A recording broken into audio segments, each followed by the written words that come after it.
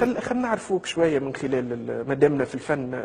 تسمع فنانين توانسه، اغاني عندك اغاني مفضله تونسيه وفنانين مفضلين، او حياتك كلها كتب وفكر وجديه وصرامه؟ اسمع الاغاني نعم. مثلا شكون تسمع، شكون يعجبك؟ بعض امينه فاخت مثلا. اسمع يعني. تعرف امينه فاخت شيخ؟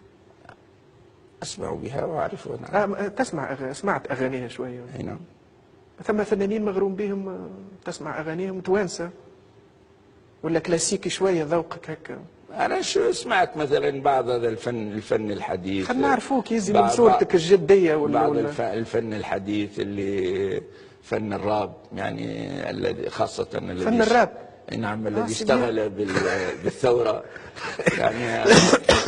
طلعت من خلال الفيسبوك ايام الثوره على كثير من قطع الراب وتحمست لها وصار هؤلاء يحضرون في لقاءاتنا وتجمعاتنا، واعتبر انه هذا كان له اسهام في تفجير الثوره وفي يعني نجم نعتبره انه من بين اغانيك المفضله ثم اغاني راب. اي نعم. بيسر. هذه مفاجاه. وهذا من فضل الثوره. الثوره التي عرفتني بهؤلاء يعني.